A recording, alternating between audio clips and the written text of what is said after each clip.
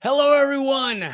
How are you out there? Welcome to Dangerous Ideas. I'm leecamp.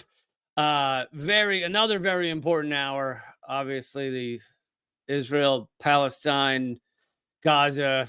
Uh, it's certainly becoming a massacre. It keeps getting worse, and so I'll be talking a lot about that in this upcoming hour. Please take a second to hit subscribe and share and all those good things. But I'm very excited for my guest, so I'm going to go straight to that.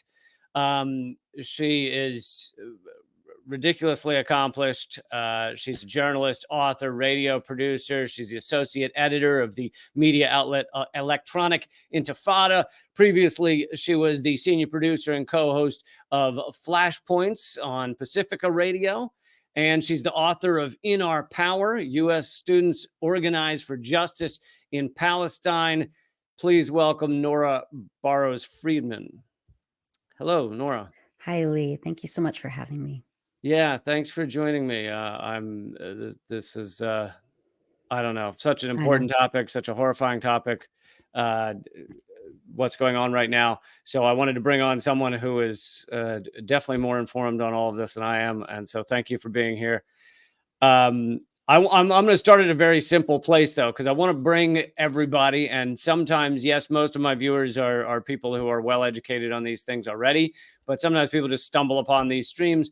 So I wanted to ask you to explain the name of your outlet, Electronic Intifada, because I know that the propaganda in the West would have your average American associate Intifada with terrorism, which is absolutely wrong. So yeah, everything that Palestinians are associated with is racist and Islamophobic, and that goes for the name of our publication. So Intifada is the name. Literally in Arabic, it translates to shaking off. And there have been two intifadas, one in 1987 and another in the early 2000s, where Palestinians rose up en masse in Gaza, in the West Bank, and demanded that they be treated as human beings, and demanded that Israel stop the occupation, that they be allowed to return home from the lands and towns and villages that they were expelled from since 1948. And for the international community, I'm putting that in quotes, the international community, which has never lifted a finger to protect Palestinians, to step in and apply international law prosecution against the Israeli apartheid state. So we named our outlet the Electronic Intifada. I wasn't a staff member then. It was we launched in 2001, right at the beginning of the second Intifada, as really a way to describe, how news content, voices from the ground in Palestine, were also as important, to be a voice of reason and truth in this wave of just absolute dehumanization of Palestinians and their struggle for liberation. Yeah, absolutely, and it seems like now. I mean, I guess I want to start with, if you could just give an update on what's going on right now in Gaza, as far as the latest. Even the mainstream media, it seems like they, over many years, have been shamed into finally somewhat, and this doesn't mean there's not tons of propaganda. I was highlighting a lot of it yesterday, but it seems like there's, like, I'd say, 15, 20% of the time they have just been shamed into finally covering the horrors. I mean, even CNN is covering that Israel just destroyed a hospital. Yeah. Yeah, at a certain point, the corporate media, which works hand in glove with the Israeli apparatus and the lobby groups and the corporations that benefit, like I just saw the statistics from some of the weapons manufacturers and how their stocks have gone up in the Yeah. last few days. Yeah. They've all shut up. Yeah. War is good for business, they say, right? Um, so it's hard, it's really hard to keep track of things are changing, are expanding by the second. Just less than an hour ago, the Al Ahli hospital in central Gaza, in Gaza City, was bombed by the Israeli military. There are reports that up to 1,000, possibly more people have been killed instantly in that attack. We're talking Palestinians who were being brought there over the last week because of these horrifying injuries from other bombing campaigns. We're talking about people who were sheltering in the courtyard of the hospital because there is no safe place for people to go, right? I mean, homes have been flattened. Uh, uh, uh, Clinics and hospitals are now being flattened. Office buildings are being flattened. Mosques are being flattened. There is literally nowhere safe. Israel has, for the last 16 years, hermetically sealed Gaza off from the rest of the world. Right. It counts the calories of what Palestinians need to barely survive, and only lets in enough supplies, food, medicine, Water. water. I mean, now after 8 days, they've shut off the water, they've shut off the electricity, which even if they turn the water pumps on, the infrastructure is completely obliterated, and you need electricity to run the water pumps. So people are having to fill their water bottles, their cups, their bowls with seawater, with water that has not been treated. So we're seeing this just cascade of humanitarian crises evolve and snowball one after the next. So we're talking about people who are already in a state of dehydration and starvation and trauma, with wounds that could easily be fixed and ameliorated in a normal hospital. Right. Not to mention people who are chronically ill, patients who are chronically ill, infants in the neonatal intensive care units in these hospitals who have had, we don't even know the stories because you need electricity to run anything in a hospital, and the generators Well, have that's part of by just, design is that the that's right. stories can't get out. That's right. Yeah, and we're seeing a total media blackout. And so to see the wiping out of a hospital, and to see leaders of the so-called West cheering it on, or offering, boilerplate statements that begin and end with Israel has a right to defend itself. Um, just completing this complete dehumanization of Palestinians once again. Well, and the whole idea of Israel has the right to defend itself it's a non-starter. It's a Of non-discussion course. because it doesn't really mean anything. International law says you cannot bomb the ever living hell out of innocent civilians. And we came up with those international laws after World War II to Right. stop things like the Holocaust, to stop things like the atom bombs that the U.S. dropped, killing 100,000 innocent civilians in 1 minute.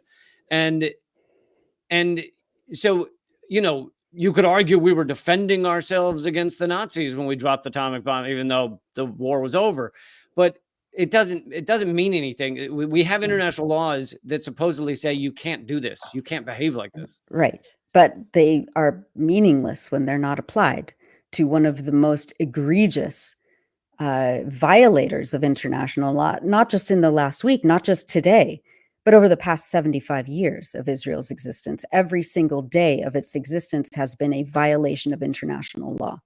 And the United Nations, Western countries, the International Court of Justice, the International Criminal Court, still has not dared to take Israel on and make these international laws more than meaningless, because of the political pressure by the US, by the European Union, by Canada, and by the UK. And, we just see this genocide happening in real time, on video, in photographs, from WhatsApp messages from my friends in Gaza who, are eager to reach out.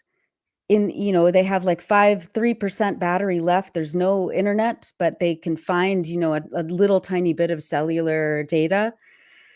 And they reach out and they tell us what's happening, and no one is coming to protect them. No one is coming. Kudos to Colombia for being the first and only so far nation to expel Israel's ambassador and cut diplomatic ties. We need more material consequences like this for Israel. Joe Biden is about to step on a plane and go and give his support to the Israeli military, which is genociding Palestinians. The prime minister in the UK projected a giant Israeli flag on Yes. his home address. Right. Yeah. While rounding up Palestinian and allied demonstrators all over the UK for protesting, or for even wearing a kufiyah, the traditional neck scarf. There's a doctor, British Palestinian doctor, who is in Gaza right now. He goes periodically to do facial and or plastic surgery for people, Palestinians who have been severely wounded in Israeli airstrikes like this. And he's in Gaza right now, and he said that the UK police came to his family's home, asking about him. I mean, these are like the FBI visits, that are actually happening again right now to Arab Muslim Palestinian people in the US. Ghassan Abu Sitta is his name. He's a doctor. His family has been harassed by the UK police. I mean, it is just mind-boggling, to see what's happening, to see the clampdown and the repression on people who are raising their voices across the world, saying, "Stop this slaughter, stop this genocide." Even meager calls for a ceasefire are being told that that's repugnant by Karine Jean-Pierre, the White House press secretary. Repugnant. Calls for a ceasefire are repugnant to the White House. These are the monsters that we're dealing with. This is a complete hell, and Palestinians are paying the price. Yeah, there was a vote. Speaking of the ceasefire, there was a vote at the UN Security Council. 5 countries voted for a ceasefire: China, Gabon, Mozambique, Russia, and the UAE. 4 countries voted against a ceasefire: France, Japan, UK, and the US. Mm-hmm. Mm-hmm. I mean, yeah. I Where don't do you know. begin? I know. I know. Where do you begin? And do you think genocide is too strong a term? No. The way these actions are unfolding? Absolutely not. I mean, you look at the textbook definition of genocide, this is exactly what Israel is doing now. They are trying to exterminate Palestinians in Gaza. They are trying to exterminate them. These Israeli spokespeople, these, war generals, these settlers who have stolen Palestinian land, are saying, "Oh, we want to provide a humanitarian corridor for civilians in Gaza to leave Gaza and go to the Sinai, right? Go to neighboring countries." This is also the plan that has been in place for 75 years, to either bomb Palestinians into extermination or push them out of their land permanently. So Palestinians in Gaza have the option, right, of either dying or leaving. And in any other case around the world, this would be called ethnic cleansing and genocide. But because it's Israel, it gets a free pass. And because Palestinians have always been dehumanized and smeared and lied about, this is what This is what Israel is allowed to do in broad daylight with the full backing of the so-called West. You had or I guess you and your team over at Electronic Intifada had a interesting and important breaking news story about these Hamas went into these kibbutzes, and there were many shootouts, and you guys broke a story of a woman who survived one of those and said it was the IDF, the Israeli troops, who came in and just started shooting indiscriminately, and most of the deaths were due to them. Yes. Yeah, I encourage everyone to go to our website, read that explosive story. Everything is sourced and cited, of course. And it really indicates that not only do we not know the whole story of what happened on October 7th and the days after it, but it is looking increasingly like Israel shot their own civilians in order for them either not to be captured or that they were just completely outnumbered by Hamas resistance fighters, and were shooting indiscriminately. And Israel, is I mean, this is also not a new tactic. There's something called the Hannibal Directive, which was employed during Israel's occupation and war on Lebanon, where Israel would rather its own troops and civilians die in crossfire than rescue them from captivity. This is what Israel is. Israel is barbaric. Israel would rather shoot its own citizens, tell the world that they were shot by Palestinians, which would elicit a wave of international, solidarity with the poor state of Israel, the victim state of Israel, as it is bombing the hell out of Palestinians from the sky. Yeah. To talk about the angle that Israel's pushing right now, and a lot of our mainstream media is endorsing that Israel right now is hitting Hamas targets, and Right. and also talk about, connected to that, the fact that Israel apparently now knows where every Hamas fighter is in every tunnel, but a few days ago had no idea that Hamas had planned a massive incursion. Right. They always say this on every attack on Gaza over the last 15 years, let's say. Israel always claims that they're hitting Hamas targets, right? That there is Hamas lurking in people's homes and inside hospitals and using Palestinians there as human shields, right? It's completely not true. I mean, you can't.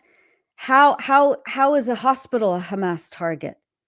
How are people's apartment buildings Hamas targets? How is a bakery? Yesterday, they bombed a bakery where people were lined up to buy slivers of bread because there's no food left. They bombed a bakery. They can say anything is a Hamas target because Palestinians have been completely dehumanized. And, if they're all Hamas, then they're all terrorists. The babies that are in the incubators right now at Al-Shifa Hospital, well, they'll grow up to be Hamas. So we can eliminate them and not have any consciousness around it beforehand. I mean, this is sick. It is deranged. And Israel gets away with it again and again and again. And the world does not step in. The world does not stop. Everyone believed these lies about beheaded Jewish babies in the kibbutz, even though there was not a shred of evidence, and it was quickly walked back. Completely false. And you have Biden on stage saying he saw video of it. He has blood on his hands for what's happening to the Palestinians in Gaza. He is one of the most vicious war criminals that we have. And he has to be taken to account. Because he helped fuel this genocide, and the ramifications we haven't even seen yet. I mean, we saw just a couple days ago in Chicago, a landlord who has been watching mainstream media, a lot of Fox, that is also aiding and abetting this bloodlust against Palestinians. Yeah. Knocked on the door of one of his tenants, a Palestinian American mom and her son, 6-year-old son.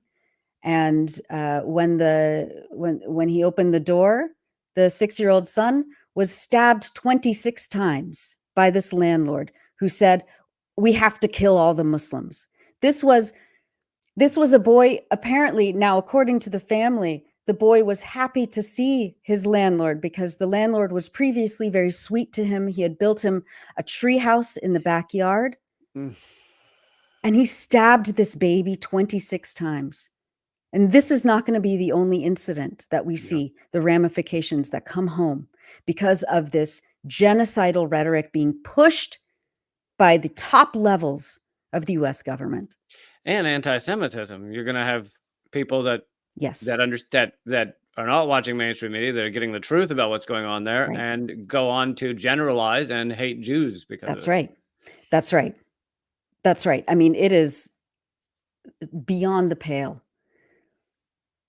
Talk a little more about the U.S. role in what has gone on here, not just the last few days, but years, and not just Biden, Trump, Obama, Bush, the setup that is now resulting in the way we kind of all knew it would result.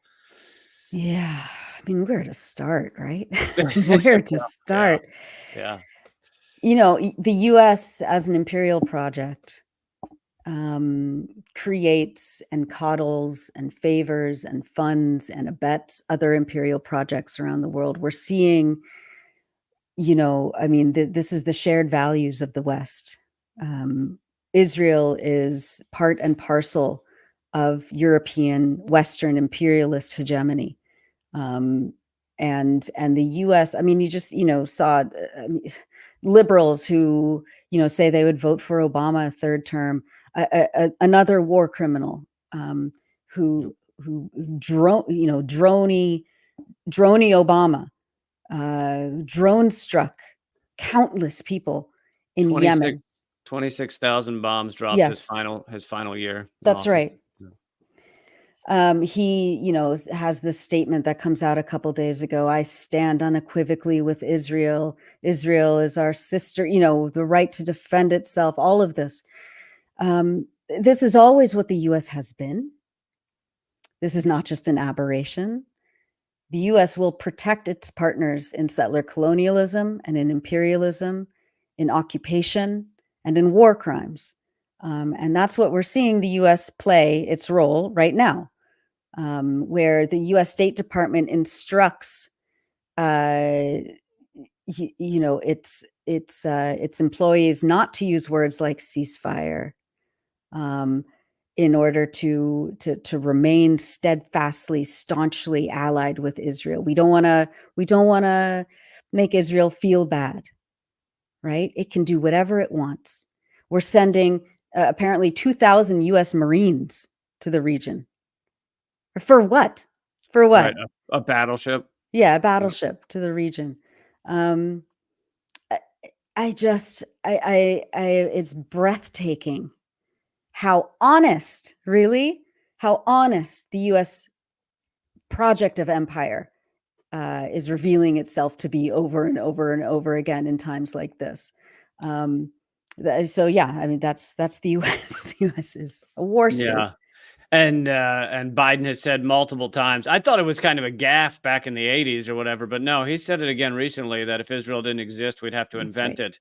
Basically saying that Israel's, one of its main purposes from the eyes of the American government is as essentially an outpost, a military base in the Yes. middle of the Middle East for the US. Of course, Israel's had nuclear weapons for years and has never been investigated or Never. reviewed in any way, whereas every other country that has nuclear weapons, there are strict rules and inspections. Yeah. It is. I am just, I have no words. There are no words. We need a new vocabulary to describe what's happening in Palestine, and the silence, not even the silence, the encouragement of this genocide by Western leaders. There are no words left. It is just naked genocide. It is naked ethnic cleansing, and Palestinians, I woke up, very early this morning, and the first thing I do is to check and see if my friends and colleagues in Gaza are alive. And I got these messages from one of our contributors who said that she wants to, record herself doing like a news report kind of thing for us. And so I was like, do whatever you need to do, just go ahead. And she is, she took a video of herself. There's several takes, like standing in her full dignity, beautiful and articulate and eloquent and professional, a professional reporter doing her job, from inside this house that she's sheltering in. I'm not even sure if it's her own house. There are so many families who have come and gone from one house to the next, to the next, to the next, because their neighbor's house has been bombed, and then another neighbor's house has been bombed. Yeah. And there are dozens of children in these houses asking for water that they don't have. There's no water in the spigot. You can't just go to the store and buy it. It is gone. And there she is in her full dignity, doing her job, telling us what we need to hear, what is not being heard in the corporate mainstream media. And me, from the relative comfort of my home here in the United States, the shame that I feel, I just sorry, No, I know exactly what you're saying, because it's Yeah. it's getting to me too. Yeah. It's earlier today, I'm ashamed for the American government, and I feel guilt for even being American.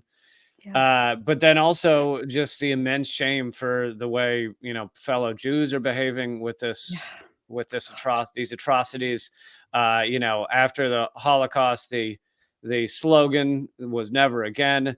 And the idea was, we're never going to allow this to happen again. But Right. not only are we allowing it to happen, but it is Jews in Israel who are perpetrating it right now. Yes. You're right. Never again for who? For one population or for everybody? This, again, words become meaningless. Words become meaningless in times like these, and we have to be bold, especially as Jewish Americans. We have to stand strong, and we have to push back against forces in our community that are saying that we have to stand with Israel because it's, quote, the only safe place for us. It sickens me. It makes me sick to my stomach for my supposed people who have survived mass genocide, who have survived anti-Semitic pogroms, to be able to shut off whatever part of their psyche holds any compassion or empathy, and call for the genocide of another people. It is sick and depraved. It's deranged. And it needs it. We need to have these hard conversations, not in 5 years, not in 10 years. Now, now we need to have those conversations now. Hard conversations, and often hard conversations with our own families. Yes, I that's definitely where we start. I definitely have family members who do not understand my Yeah, stance at all, yeah, which is funny, because it's the moral compass that they yeah, themselves instilled in me that allows me to look at this in an honest way. yeah. Right. It's a very cognitive dissonance that we're all experiencing here. I'll end with this on a slight positive note, and I kind of mentioned it earlier. Do you feel like you're seeing a change in Western media a little compared to 10 years ago? It feels like too little, too late in a lot of Yeah, ways, but I don't know that I've ever seen CNN just have segments on just the destruction in Gaza and how horrifying it is without throwing in some like, but also Israel's right to defend itself. right. You know, I think there are pockets. I think there are. I mean, I don't hold any hope for corporate media yeah, right now. yeah, Like it is so it is so destructive. Corporate media is villainous. Um, and so that's why I don't even pay any attention to it. I can't. I yeah. just can't. No, I know. That's why outlets like the Electronic Intifada, like Al Jazeera, like Mint Press, like Mondo Weiss, like your show, like many other podcasts, independent reporting, like Breakthrough News. Hmm. Um, that's why all of those outlets are essential right now, and they need support. I mean, we're just a scrappy little, we have a tiny little staff, and we are stretched very thin, Yeah, and yet we're all pulling in 18-hour days, 20-hour days, because we owe it to the Palestinian people to amplify their voices, to subvert the dominant narrative, to hold the lies of the imperial core up and give a spotlight on those lies and tear them apart. Because the truth is not hard to find. It is on my phone from WhatsApp messages from my friends and colleagues there. It is searching out social media accounts where people are posting what they see with their own eyes in Gaza. Corporate media is dead. Corporate media is a ghoul. I can't stress this enough. It needs to be yeah, I don't also held, to international legal standards. It need that, these producers, these executives at CNN and MSNBC, they need to be held accountable at places like The Hague eventually for perpetrating these war crimes and for yeah. spreading these vicious lies. Yeah, so I was thinking exactly the same thing.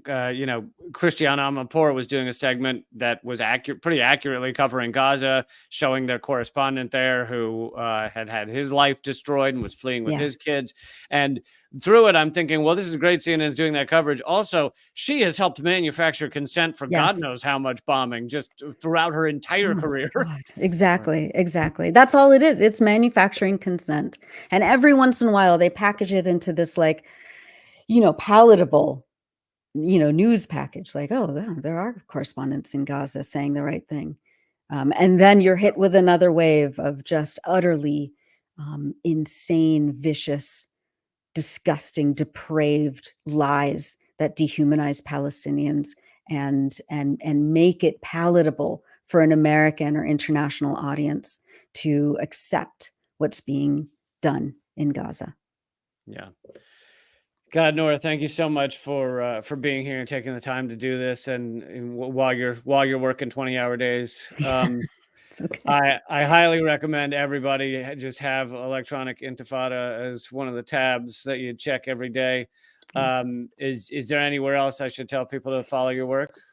Yeah, you can sign up for our email list. If you go to electronicintifada.net, you can sign up for our email digest. It's one email a day. It tells you what we've covered that day, as well as information on the live streams that we're doing. We're doing them Monday, Wednesday, and Friday now at 9 a.m. Pacific, 12 noon Eastern, where we have voices, people from the ground in Gaza talking about what's happening. And we have just incredible, essential analysis on the political situation as well. So tune in to our live streams. We're on YouTube. You can check us out on Twitter at Intifada. We're on Instagram, Electronic Intifada. We're on Facebook if you still use Facebook. But there are many ways to get in touch. And we also really have appreciated the messages that have been pouring in to our inboxes, telling us how much people appreciate this work that is being done. And so thank you for all of those messages. Keep them coming. It really lifts our spirits in times like these. And one day Palestine will be free. Thank you, Nora. Keep fighting, and I'll talk to you soon. Thanks so much, Lee. All right. Hope you enjoyed and got as much out of that as I did. She's amazing and wonderful. That's Nora Barrows Friedman at Electronic Intifada. I'm hoping to bring you more interviews on this topic as it unfolds through the week. I have more for you this coming up right now, but definitely I hope you'll check out my live streams just about every day, every weekday except Wednesday. So Monday, Tuesday, Thursday, Friday at 3 p.m. Eastern, noon Pacific. I'm about to bring you more information, this amazing statement from Colombia about what's going on now. But what really kind of shocked me was how it gets to the deeper aspects of this rather than just covering the surface level, Israel bombing Gaza. So I'm excited to bring that to you right now in just a second. A couple other notes. This show is completely and utterly kept going by you. That wasn't a proper sentence, but whatever. You guys are everything for this show. So if you think it's worth it, please become a member at leecamp.net, which will forward you to my locals page. You get my new ebook, Dangerous Ideas, for free when you sign up. You also get these live streams, even though they're free for everyone initially. They disappear on most platforms except on locals. So if you're a member there, you can watch them anytime.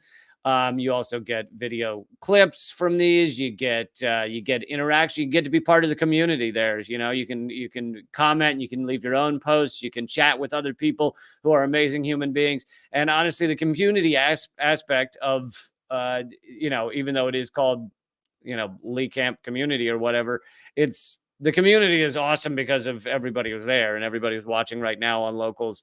That's what makes it alive and cool. And thank you all who are watching at locals right now. You're amazing and you keep this show going.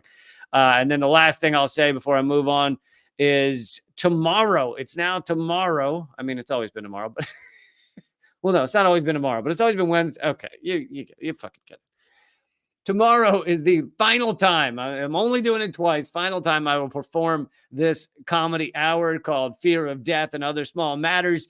Because it was fully written, conceived, and planned before the Israeli mass bombing of Gaza, it has nothing to do with that. So if you need a break from that for an hour and a half, please join me. The tickets are $5 and they're at, if I can find it here, leecamp.simpletix.com. It's on the screen right now, leecamp.simpletix.com. $5 to join it live. It's not a video. It is me performing live with you guys on Zoom, via Zoom, anywhere in the world that you can get it, which is pretty much everywhere. And yeah, you just buy the $5 ticket. You'll get an email with the Zoom link and you can join us for that show. The two openers, if I can manage, I'm 1 for 3 now on redacted correspondent, former redacted correspondents opening the shows.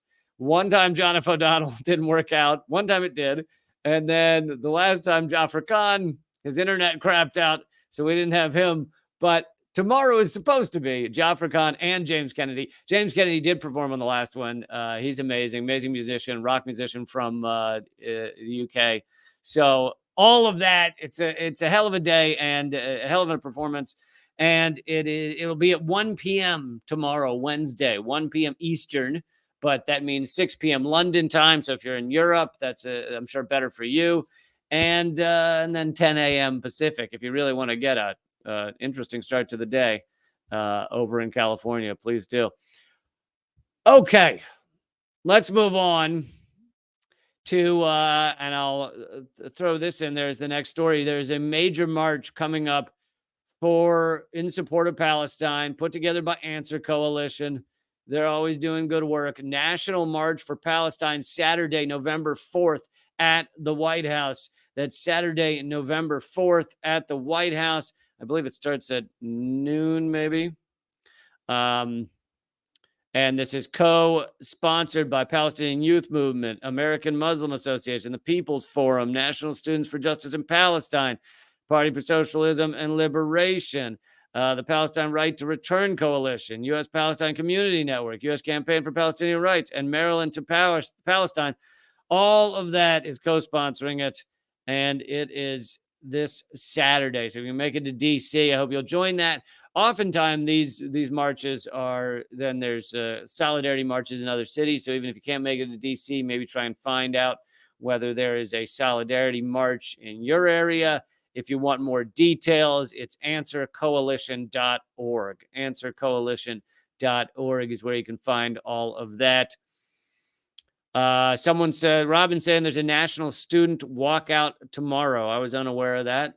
So definitely look that up, everybody, especially if you're a student. A national student walkout tomorrow. So that would be cool as well. All right.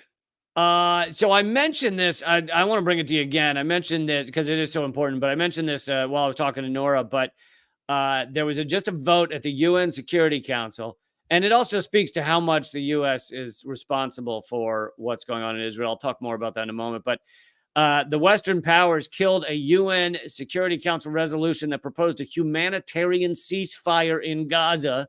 The resolution was proposed by Russia. 5 countries voted for a ceasefire. So no matter what you think, even if you buy all of the propaganda against Russia, against China, or whatever, no matter what you think of these countries, in this moment, at least, they are the ones standing for peace and sanity. Doesn't matter if you hate them and you think they're all evil. And in this moment, they are the ones standing for peace and for sanity. China, Gabon, Mozambique, Russia, and UAE, all calling for a ceasefire. 4 countries voted against, saying, oh no, let's not have a ceasefire. Let's continue a genocide. Let's keep a genocide going. 4 countries, and they could have abstained. You realize that. So they didn't have to vote either yes or no. They could have abstained, as several countries did abstain. Now, that's still, they should still be ashamed of that. But they didn't have to vote, no, I want to see bombing. But there were 4 countries that said, we fucking love a genocide. We are on team genocide. And that is France, Japan, UK, and US. And obviously, where the US goes, so many other countries go. If the US were to actually be a world leader in a positive way, which we haven't been since, I'll go 1776. If they were to actually be a leader in the positive way, not only could the U.S. vote, yes, we want a ceasefire, but they could probably pressure UK, Japan, and France into voting, yes, we want a ceasefire. And most of these countries under these abstain list could also probably be pressured by the U.S. into promoting a ceasefire. Albania, Brazil, Ecuador, Ghana, Malta, and Switzerland abstained, which they should also be ashamed of that. But it's just this reminds me of the UN vote as to whether to I can't remember the terminology, but whether to I don't know, end all support of Nazis and celebration of Nazism. I'm not using the right terminology, but and the U.S. voted against that. And it's been voted on several times because Russia has put it up several times, basically to end all support of Nazism and celebration of Nazism, Nazi culture, Nazi emblems, all of that. And the U.S. multiple times has voted, no, we would like to continue to celebrate Nazism. I'm sure Canada was on that side as well, considering they just gave a standing ovation to a Nazi a couple of weeks ago. And of course, in 2013, as long as we're on the topic, in 2013, the U.S. Congress retracted a bill that had already been approved, saying that the U.S. could not send funds or arms to Nazis. So in 2013, in preparation for the Maidan coup in 2014, the U.S. Congress with the White House retracted their own law, their own bill, saying they could not send money and arms to Nazis. because they wanted to send money and arms to Nazis. That is why you would do something like that. That is why you would sit down, all of Congress, and say, we need to retract this bill, end it, cross it out, mark it red, delete, because we would like to send arms and money to Nazis. Okay, so I wanted to bring that to you. But more importantly, I want to bring you this amazing statement by Colombia's president, Gustavo Petro, left-wing president in Colombia, which the United States does not like, because the United States has been an ally with a far right-wing fascist Colombia narco state for a good long time now. And we were not happy when a left-winger became president of Colombia. But here is Ben Norton's translation of and he is fluent in Spanish, of Gustavo Petro's statement, a powerful statement warning that capitalism is bringing back fascism. And so this is what I wanted to get to when I titled this episode, "How much of this is the fault of the United States?" This talks about not just Israel's current carpet bombing of Gaza, current genocide perpetrating in Gaza, but the underlying economic and other factors that have brought us to this point. And Petro mentions a lot of that in his statement.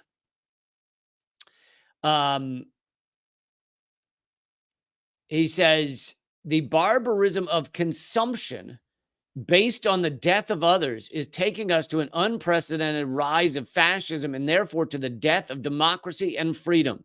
Now, for those of you who are not really into economics, not really into studying what capitalism is precisely, you might not understand why he would say consumption has anything to do with what's going on right now in Israel. To those people with a surface understanding, even some of those that are getting somewhat legitimate news, they think Gazans were pissed off. They went into Israel, attacked Israel, and killed people. And now Israel is going way overboard for vengeance and bombing the shit out of Gaza. That would be like a real surface level, not digging any deeper analysis. Now, you could go to level 2, which is Israel's been an apartheid state for decades. Israel kicked Palestinians off their land, put them in an open-air prison, withholds things like water and medical care and everything else from their open-air prison, gives them hardly any way to live a life, and hates them and persecutes them on a daily basis. Now, that's maybe a level 2 understanding of what's going on there. But to go even deeper into this understanding, our unfettered capitalist system, which basically means capitalism, because capitalism will always become unfettered. It will always break off its chains. It is a monster where, yeah, you can have a chained up monster that might hurt you a little less, but eventually, in the case of capitalism, that monster will break its chains and eat everything. So unfettered capitalism is capitalism. But consumerism is kind of a offshoot aspect of capitalism.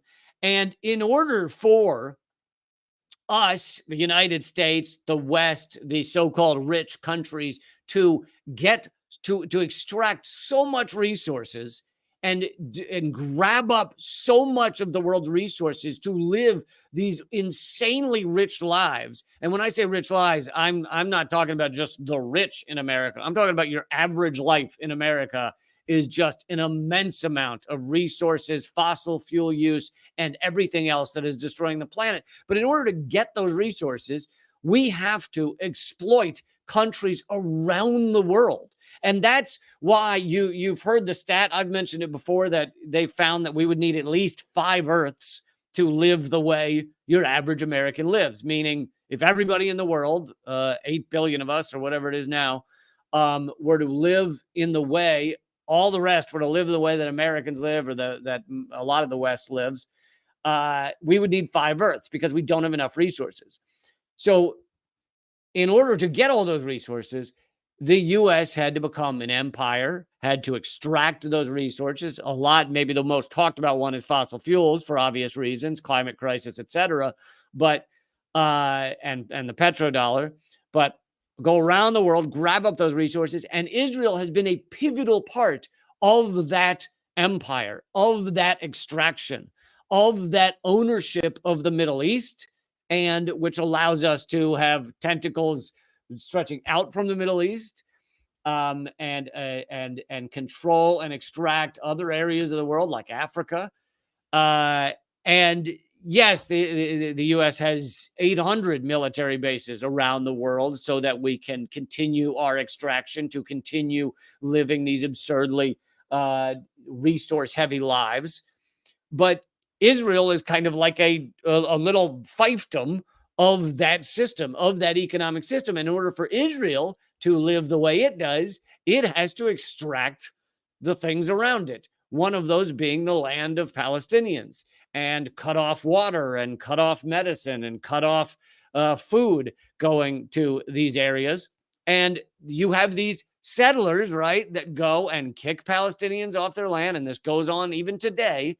And Israel, the government of Israel, will offer them perks to do that. They'll say, we're going to give you a house for free, or we're going to give you, no taxes, or whatever the perks are. Many times it is legitimately like, we'll give you a house and land if you go be a settler. If you go live on land that belongs to a Palestinian, the IDF and the police will help kick them off, and we'll give you a house and land so that you can live there. And, it's kind of based on the way the U.S. kicked Native Americans off their land. And just, my brother went to the University of Oklahoma. The University of Oklahoma is the name, the mascot is the Sooner. The term Sooner came from people that ran out to Oklahoma to grab their plot of land. Why were they running out to Oklahoma to grab their plot of land? Because the government had said, if you go live out there, we'll give you land for free. And the reason was because the U.S. government realized that in order to basically end the Indian problem, end the Native American problem, you had to have settlers running out into these areas to hold down the land as ownership. And they set a date when they were going to open up all this land, which really belonged to Native Americans, open it all up to people who were going to get it for free for living out there. And people who there was no way to actually monitor when someone arrived on the land. They didn't have surveillance cameras then. So people who went out before the official date were called Sooners. They ran out and grabbed their free plot of land, of Native American land. And anyway, Israel's based on the same model of, we will kick you off your land and we will give away houses and land to people who are willing to hold down that area. But why does that need to be done? Well, one of the biggest reasons is resources and space, and Israel wants to keep growing and stealing the resources from the surrounding areas. So all of that is connected under our economic system, ours and Israel's, but nobody really talks about it. A lot of it is ignored or what have you. Ignored or minimized, or just swept under the rug. So to continue from Gustavo Petro, the president of Colombia, he says, the barbarism of consumption is leading to unprecedented fascism, the death of democracy and freedom. It is barbarism, or the global 1933, as I call it. 1933 was the year Hitler came to power. And God, doesn't that feel like it has some truth to it? The fact that we're in a moment in history that is leading to just horrific awfulness, and it's time to stand up and fight against it, and understand that we're in that position right now, and have a moral core that is very different than the one that allows Israelis to carpet bomb children. But we're in a pivotal moment right here. To continue from Petro, he says, what we see in Palestine will also be the suffering of all the peoples of the global South. And see, he's making that connection, not just because the U.S. empire, which includes Israel, behaves that way, exploits so many people around the globe, but also because capitalism and the richest countries in the market economic system need to keep extracting. We need to keep finding those materials to live these ridiculous lives, these ridiculous rich and resource lives. And yeah, there's Israel attacking Palestinians, but we also go after Latin America, and it's going to get worse and worse as America runs out of resources. Petro continues, the West defends its excessive consumption and its standard of living based on destroying the atmosphere and climate, and to defend it, knowing that it will cause the exodus of migrants from the south to the north, and not only of the Palestinian people, it is ready to respond with death. God, this is a wonderful, horrific, but wonderful statement in how much it is clarifying of this situation. He continues, the West does not want to transform its economic system, only as far as the market will go to decarbonize it. So he's saying we're going to continue the exact same economic system that is destroying the world, destroying the planet. We may move towards decarbonization, move away from fossil fuels to some degree as the markets find that they can make money from renewables. But that they're still not going to do it 100%, I don't think, because of the petrodollar. Anyway, to continue from Petro, no pun intended, he says, and the West knows that the effort will be minuscule to save life on the planet. Its policy seeks to defend the bubble of consumption of the rich on the planet and not to save humanity, whose majority is disposable to it, like the children of Gaza. That is why there are the strong anti-immigration policies, the concentration camps for immigrants, the thousands who died in shipwrecks. He means headed towards England, etc., in the Mediterranean and Greece. That is the reason for the Tepon del Darien, the location where the many migrants cross from Colombia to Panama. That is why there are economic blockades of rebel countries. The right wing in the West sees the solution to the climate crisis as a final solution. The right, once again, dreams of Hitler and conquest. The majority of the rich and Aryan peoples of the West and our Latin American oligarchies, who do not see another world to live in other than that of the malls of Florida or Madrid. God, he is excoriating the West, and it's beautiful to see. He's dead on correct. The right-wing forces in the global South use violence. They destroy democracy. They feel by the North legitimized to do so. They believe, and so Pedro's talking about the right-wing forces in the global South. So the right-wing forces in Latin America, which many of them, not only do they support these behaviors by the United States, but often when they get to power, usually by a U.S.-backed coup, they request for an invasion by the United States. The right-wing forces in the global South want the U.S. to destroy and extract their countries, which is fucking unbelievable. They believe they can, he's talking about the right-wing forces in Latin America. They believe they can kill and commit genocide. They just need the blessing of the world power. We are moving into barbarism if we do not change the power. The life of humanity, and especially of the people of the South, depends on the way in which humanity chooses the path to overcome the climate crisis produced by the wealth of the North. Gaza is just the first experiment to deem all of us disposable. Wow. Fucking wow. Gustavo Petro laying it down. And I haven't heard, honestly, I haven't heard that take on it. Like viewing the carpet bombing, the genocide of Gaza as kind of a test bubble. I did talk about how it's been used for experimentation by Israel in terms of experimentation in surveillance, experimentation in how to imprison millions of people at once.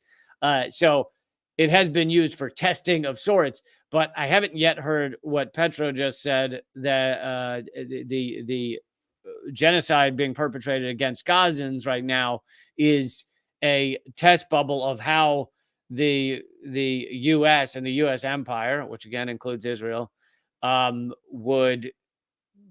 is going to go about this as climate crisis grows, which it's growing exponentially. The U.S. and the West will move toward more destruction and more eliminations of people who are in the way of the extraction that has been going on for years and years. Certainly not a positive note, I wouldn't say, but I don't know about you. Part of the reason that I bring these stories to you is because I get excited by the truth. I just want the truth. I just want people to know the truth. I want to give the truth. And so, yeah, not always good news. But the other thing is, I feel like when people know the truth, they're more likely to act in the right way to fight against it. If we don't talk about these things, which, like I said, this is the first person of any note that I've heard talking about the connection between consumption and capitalism and the current genocide perpetrated against Gazans. This is the first person of note I've seen talking about it. If we don't talk about that truth, that reality, dig down to the lower levels of reality, the base of reality, the core of reality, then we won't know to stop it. We won't know. We won't know how to stop it. We won't know how to fight it. Okay, guys, that is the show. Someone's asking me if I'm going to switch to Rumble. I actually forgot to switch to just Rumble this time. So for those of you on the other platforms, you got a little extra today. Hope you enjoyed it. And if you did, please click subscribe over at rumble.com/leecamp. It's also free to watch there. Unlike the other platforms, Rumble will A, not censor me, but B, if you hit follow on Rumble, rumble.com/leecamp, and you then click the bell icon, Rumble will, as I believe, actually email you to let you know when I have a live stream starting, whereas YouTube fucking won't. Now, just about never.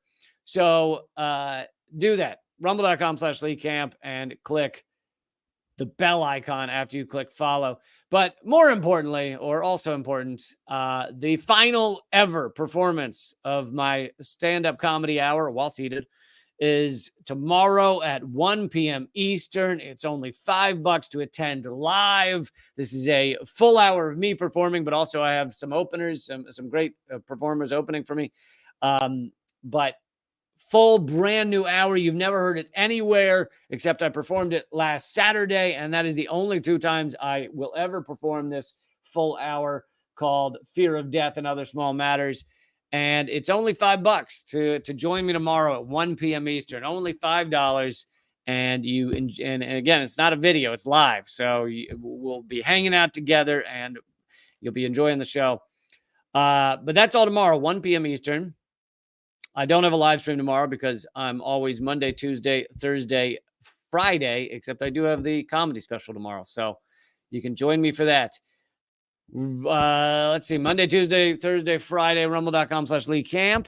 And other than that, keep fighting and keep getting the truth out there. And anything you guys can post about the reality of what's going on right now against Gaza, it's all helpful. It just needs to be such a tsunami of truth that the fucking trolls and the mainstream media and the US government and France and Britain, etc., and Canada can't fight against and I mean fight in the information wars kind of way, can't fight against the truth that is just pouring over everything.